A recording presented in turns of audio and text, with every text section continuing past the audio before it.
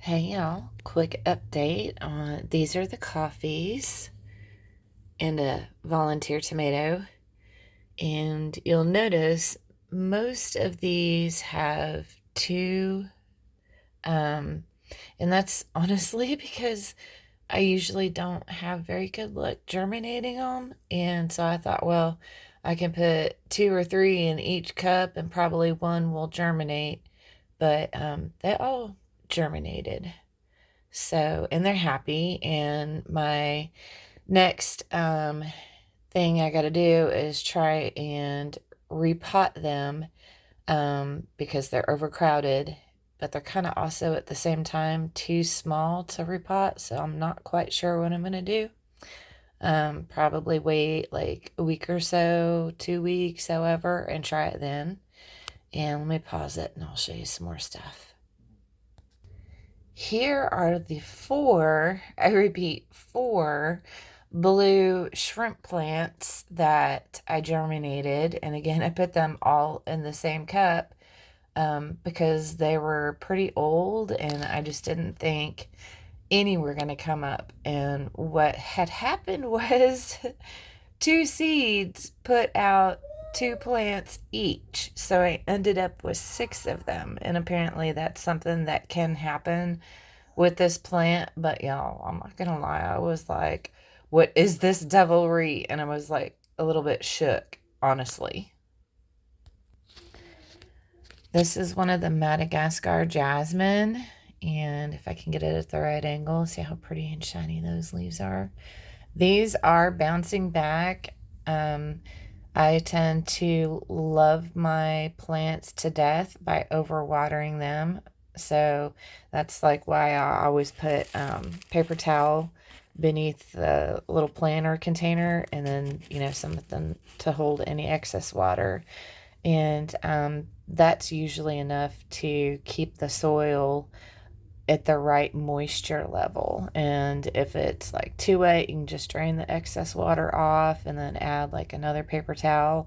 And also, if you have a worm bin or a compost bin, these are great to go in there because they essentially capture all those nutrients from the soil when you water. And so it just kind of puts them back into that whole system.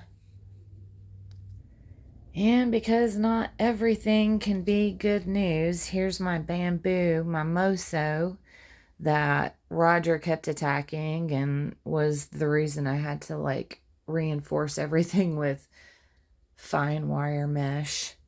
But if you look closely, I know it's really hard to see, there was a massive spider mite infestation. You can kind of see a little bit of the webbing and some hopefully dead spider mites. The first thing I did was treat with a coffee spray because I found out that it will kill spider mites, but it won't kill healthy adults because I did see healthy adults after I sprayed it with the coffee. But coffee is a foliar fertilizer, and I had no idea. I was like, what? So these plants have been treated twice. My beetle, that's my beetle. It's not very happy. My elderberry is super not very happy, and also I think it needs to be watered. And this poor coffee back here, I mean, this thing has such a strong will to live. It has been through hell. It's been attacked by the cat. It got repotted, which didn't take, and then got attacked by the cat again, and then got infested with spider mites from this bamboo. But I'm going to spray every 3 days for a few weeks to break the cycle. And I'll pause it and I'll show you an update on the baobab. And here's the baobab, the first one to recover. It also got hit by the spider mites. I would get a closer look, but the cat barrier takes a long time to remove.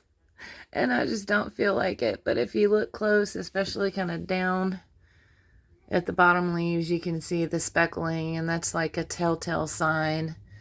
So I've treated it as well, and it did really good with the neem oil. Some of the other plants didn't like the betel. It did not like the neem oil. I've got Pink Pride of Barbados. They did okay with it, but not great.